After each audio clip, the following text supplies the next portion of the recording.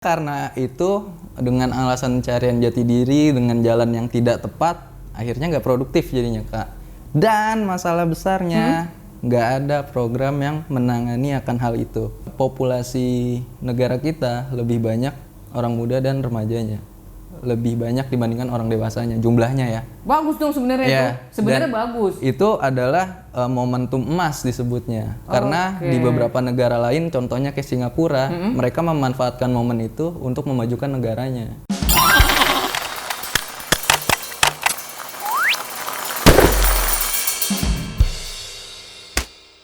Halo sahabat Karisma.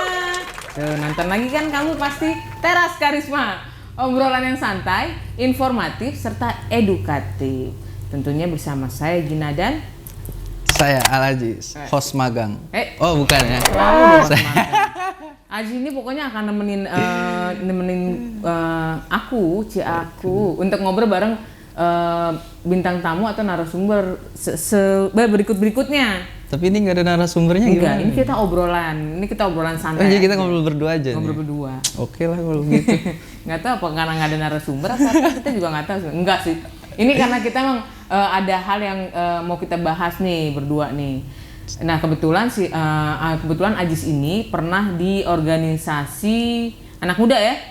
Orang muda dong. Oh orang muda. Bukan anak muda. Anak muda itu kesannya itu masih anak-anak. Anak-anak itu kan nggak punya hak untuk berbicara, nggak punya hak. Jadi dia ngikutin apa kata orang tua aja atau orang yang lebih tua, makanya namanya orang muda. Oh, berarti kita obrolannya nyebutnya orang muda Dan remaja. Oh, oke.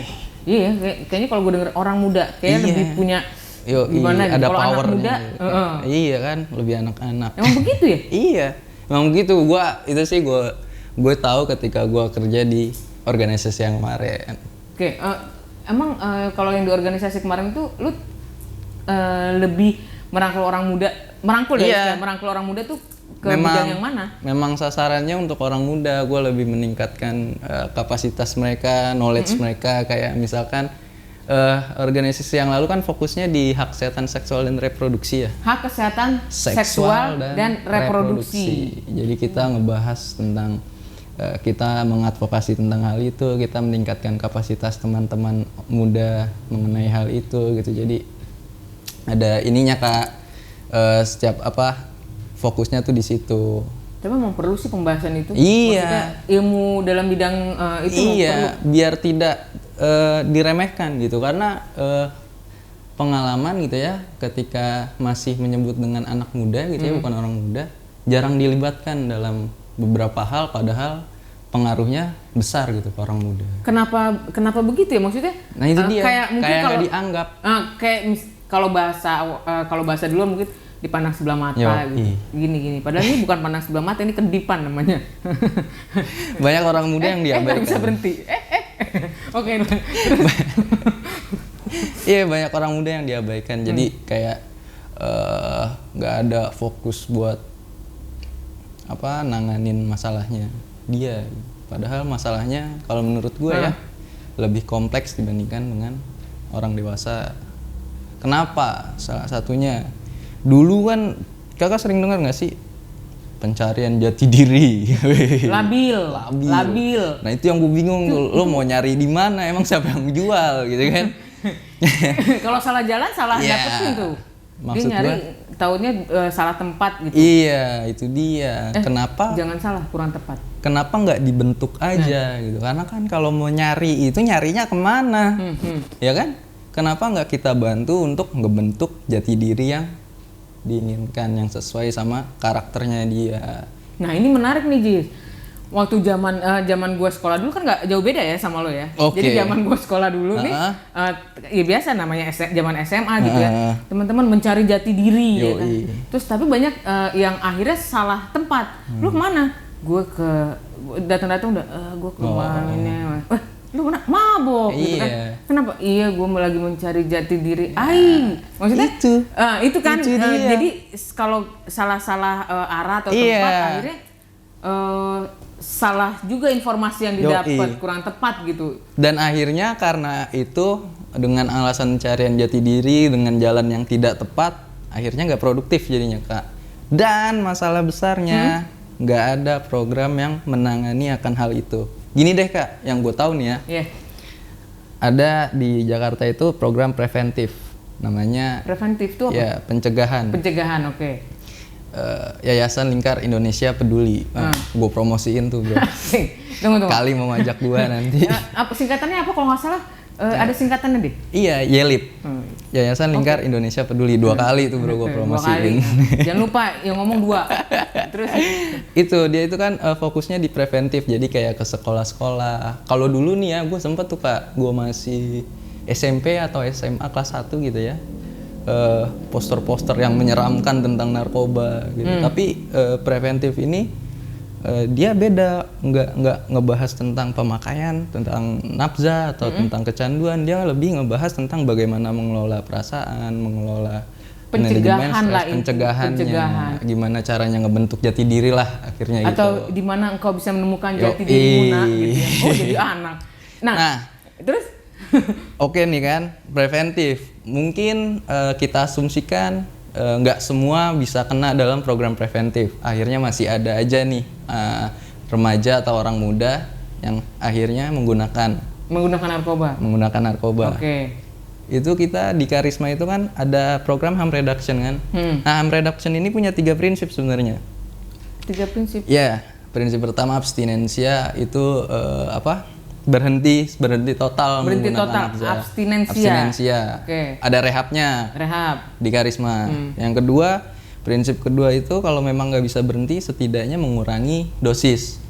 Oke, berarti mengurangi dosis. Penurunan. Tapi tetap make. Iya. Oh. Okay. Nah, yang ketiga, dia nggak mau berhenti, gimana caranya dia tetap sehat atau produktif. Kalau gue senengnya nyebutnya cerdas menggunakan. Kalau gue nyebutnya sih senengnya gitu. Tunggu. Cerdas menggunakan. Jadi gini. Maksudnya gimana tuh? Jadi tuh banyak orang muda tuh ya, pengalaman gue ya, karena gue sekarang kan kerja di petugas penjangkauan gitu kan. Setiap kali gue ketemu teman-teman yang seumuran gitu ya, remaja, orang muda yang udah kecanduan gitu ya, mereka bahkan nggak ngerti sama hidup mereka gitu. Maksud gue kayak, kok gue abis ini kok begini sih bro, kok gue kayak gini kok gini sih bro. Maksud gue, lah lu beberapa tahun udah menggunakan tapi lo belum ngerti sama diri lo sendiri. Akhirnya terjadi gangguan kesehatan kejiwaan, gangguan mental, yang kayak gitu-gitu sih. Oke, berarti nih kita ngobrol fokusnya ke orang muda dengan penyalahgunaan zat. Ya. Nah, berarti lu mensuarakan orang-orang muda di luar sana nih, ya dong. Nah, tapi kalau lu gue 2 deh kalau gitu.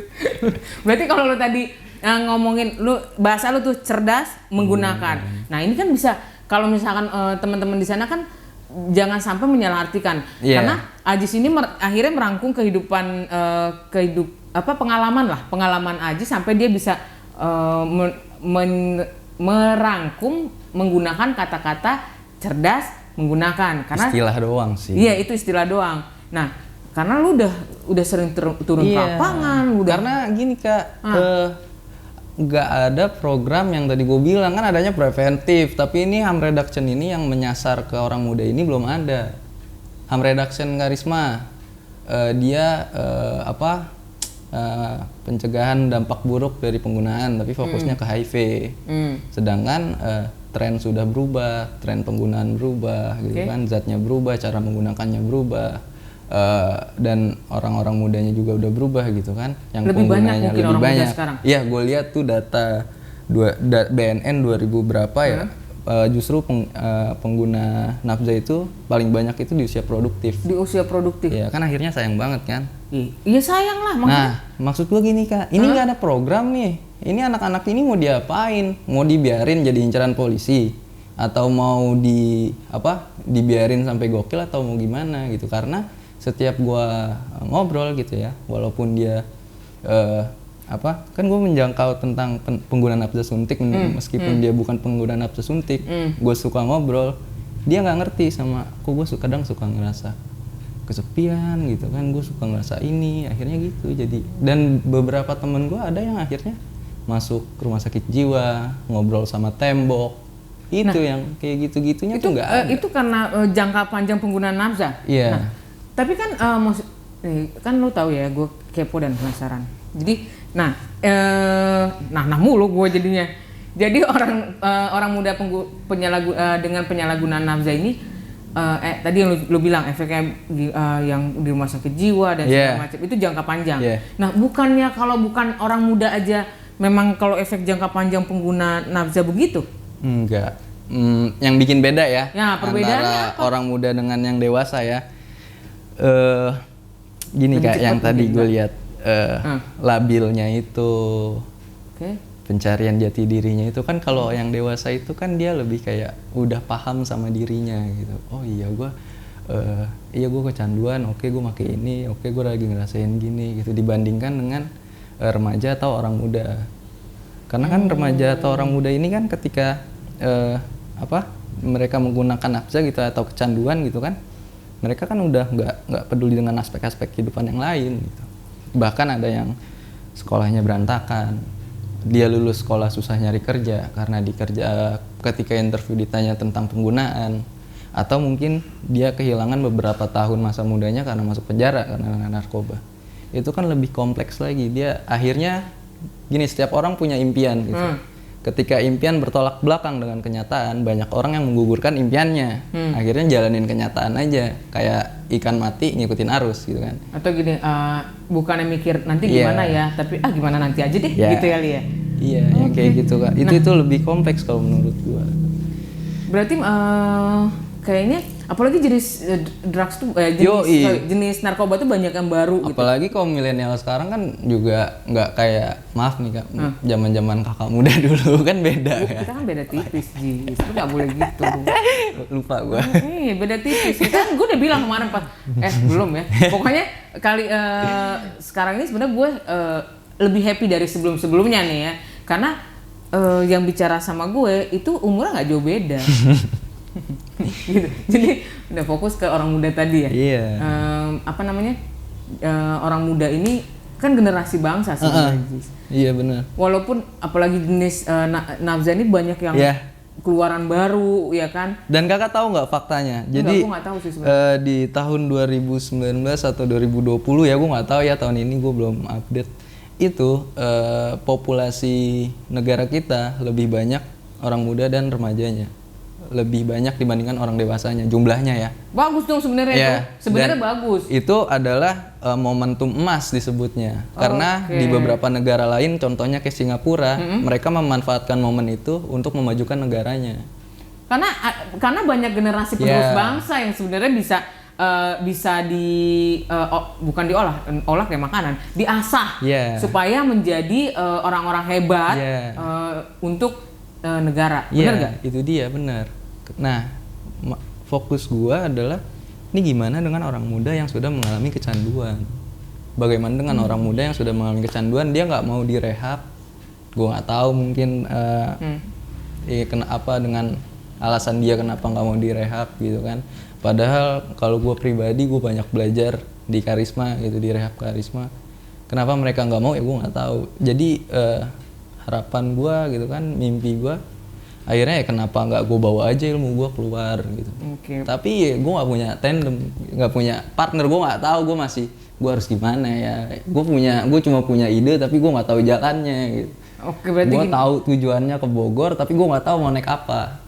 Berarti lu masih ngeraba, masih bingung. Lu punya sesuatu yang ada nih di otak lo gitu. Cuma untuk merealisasikan itu sulit. Kayaknya perlu ngobrol atau bicara sama orang lain, atau ya untuk menjadi menjadi kenyataan gitu kali ya. Karena menurut gue pribadi, orang muda dengan orang muda transgender, LSL gitu kan, atau WPS, mereka punya programnya masing-masing.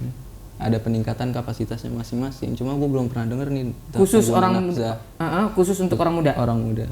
Itu gue ngerasa tersaingi nih. Kok gue bisa kalah sama mereka gitu. Padahal kita sama-sama orang muda. Harapan gue adalah kita berkolaborasi sebenarnya. Karena mau dia LSL, transgender, WPS atau apapun itu sangat rentan dengan penggunaan nafza. Menurut gue ya, isu apapun. Karena yang gue pelajari kayak dulu di organisasi dulu gitu kan, tentang HKSR, hak kesehatan seksual dan reproduksi, akhirnya nyangkut ke kita nyebutnya itu chemical sex atau apa gue lupa. Jadi dia melakukan hubungan seks dengan setelah di bawah pengaruh nafza. Akhirnya kan berhubungan tuh dengan kecanduan. Sebenarnya bisa masuk kemana aja gitu. Terus mental health masuk, kekerasan gender segala macam. Ada beberapa kasus yang karena dia di bawah pengaruh nafza, akhirnya dia melakukan kekerasan. Berarti gua mikirnya kenapa pengguna nafza muda punya masalah seperti itu, karena dia nggak tahu informasinya. Dia make aja dia nggak tahu kenapa. Dia nggak punya kendali sama hidupnya. Ibaratnya gue biar sama temen gue aja, biar gue punya temen gitu. Dia nggak punya setir lah gitu. Mungkin nggak sih dengan pola pikir yang orang muda sekarang ini dengan masalah kecanduannya ya, itu disebabkan juga karena efek-efek jenis baru si narkobanya. Yeah. Nah kalau zaman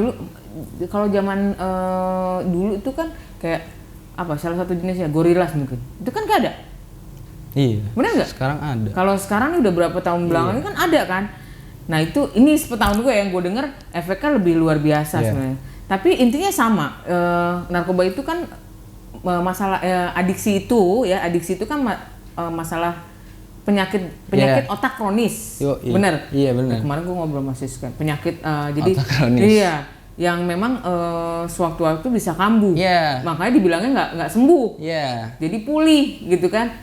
Nah ini kan dengan fokus kita yang obrolan saat ini orang muda dengan penyalahgunaan zat. Nah di sini ternyata berharap ada program khusus yang bisa merangkul orang-orang muda zaman now untuk memperbaiki kali ya, atau menyelesaikan apa bahasanya Jis? Mengatasi penyalahgunaan zatnya. Iya. Karena biar nggak kemana-mana kali ya tadi kekerasan. Dampaknya itu luas. Iya.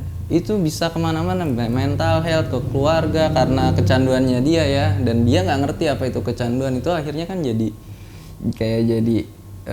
ini akarnya nih gitu kan. Kalau dia tahu ini mungkin dia bisa benahin ini gitu loh. Tapi di akarnya aja nggak ada yang dibenahin gitu, peningkatan kapasitas atau kita berbagi informasi. Ilmunya lah, intinya ilmu yang basicnya aja mereka kurang mendapatkan gitu. Karena kan kebanyakan orang pada umumnya aja ya kalau dia nggak tahu gimana dia mau berubah gitu kan, gimana dia mau ngelakuin itu orang nggak tahu informasinya gitu kan. Berarti memang ini kan akhirnya jadi apa ya, jadi seluruh bangsa lah perlu turun tangan sebenarnya, karena orang muda ini adalah generasi penerus bangsa. Yang kita nggak pernah tahu, walaupun itu banyak teman-teman di luar sana. Tadi pas zaman SMA, pas zaman kuliah ya kan, pas ketemu, dulu jadi manajer, dia udah punya mobilnya udah Mercy yang ya pokoknya nggak bisa gue bayangin, gue nggak terlalu tahu sih jenis Mercy, cuman mobilnya tuh kinclong banget gitu kan. Udah oke, udah sukses. Jadi kita nggak pernah tahu masa depan seseorang, apalagi orang muda yang saat ini perlu perhatian khusus mungkin ya, karena orang muda ini kan memang generasi penerus bangsa. Iya tahu 3 menit lagi. Terus jadi harapan lu tadi udah lu sampein, Ji. Ada lagi sih, ada Kak. lagi. Sebenarnya nih ya, jadi kan ternyata kan kalau kecanduan itu kan pokoknya dia intinya memang penyakit kronis, sifatnya progresif. Sebenarnya sih dari semua program yang ada itu kalau di saling berkolaborasi itu bisa menurut gue ya bisa mengatasi isu ini. Kayak contoh misalkan di sekolah bagaimana guru mengajarkan muridnya untuk berani berbicara, mengambil sikap, berani berpendapat gitu kan. Karena kan selama kalau zaman gue aja sekolah gitu kan, buat maju ke kelas aja, depan kelas ngomong aja gue malu, takut, keringet dingin kan? gitu Malah ada yang pingsan. Iya, makanya akhirnya mereka nggak bisa ngadepin peer pressure. Akhirnya ya udah ngikutin apa kata temennya gitu. Peer pressure tuh tekanan sesama dari teman-teman kelas ya. Iya, terus akhirnya dampaknya kemana? Akhirnya mereka nggak bisa tuh dengerin orang tuanya, ngembangkang segala macam gitu kan. Nah, kalau kita kolaborasiin semua dari sekolah, SD, SMP, SMA, program prevention, program harm Tempat rehab reduction, dan tempat segala rehab. macam. Itu sebenarnya bisa untuk mengatasi isu ini gitu. Tapi sayangnya memang nggak tahu ya, pada bahasa gue sih nafsi-nafsi pada masing-masing gitu ya. Belum kali sih. Mungkin. Nah ini kan harapan lu kan Iya, berarti ada harapan yang gua sih. Iya. bisa berkolaborasi. Iya. Nah berarti kalau mungkin teman-teman juga punya ide nih. Yoi. Teman-teman punya ide, mungkin punya harapan yang sama sama Ajis, atau mungkin mau berkolaborasi dengan kita atau lembaga lain, boleh juga ya. Boleh. Maksudnya biar ada jalan keluar, solusi untuk orang muda pengguna dengan penyalahgunaan nafza ini. Karena kita nggak pernah tahu ke depan beberapa tahun kemudian gitu. Kalau nggak dari sekarang, sayang. Karena kita punya sebenarnya di balik orang muda dengan penyalahgunaan zat ini banyak bibit-bibit yang luar biasa. Iya. Yang kita nggak pernah tahu. Kita nggak pernah tahu dia Iya, bisa jadi apa. beneran. Iya. Jadi don't judge book by the cover. Asik bahasa Inggris, bahasa Sunda itu ya. Jadi, oke. Oh ini mau habis ya? Mau habis? Mau habis tadi di bawah di 3 menit. Gue lupa Kak, gue Apa? boleh kirim salam-salam. Oh iya, Jadi boleh dong. buat brother gue Marjo di Makassar, dia lagi menjalani recovery-nya dari kondisi kesehatannya, lagi jalanin biar pulih dari kondisi kesehatannya. Tetap semangat, Agan.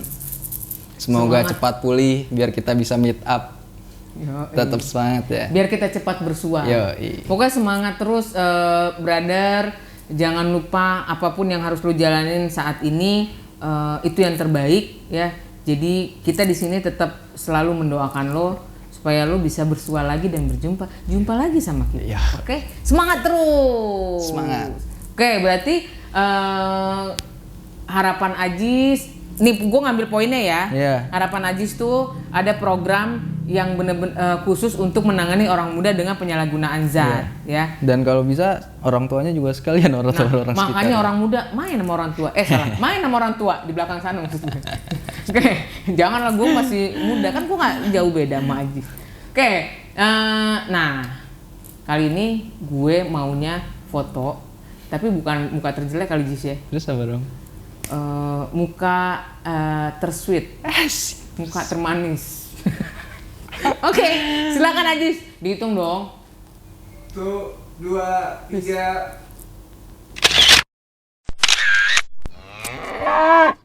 Oke, ini manis banget. Oke, jangan lupa tonton lagi channel Terka selanjutnya, Teras Karisma. Tetap ada di Karisma Official tentunya ya. Karena masih banyak cerita yang menarik di sini. Iya dong, cerita-cerita yang luar biasa, menarik, dan tentunya ada edukasinya, ada pembelajaran yang bisa kamu ambil dari situ. Oke, nah jangan lupa subscribe, like, share, apalagi Jis? Sama komen ya. Nah, benar, komen. Jangan lupa tuh kalau ada ide-ide apa, mungkin kamu mau kita nampilin apa, kamu perlu edukasi apa, silakan. Oke, ditunggu. Oke, bye-bye.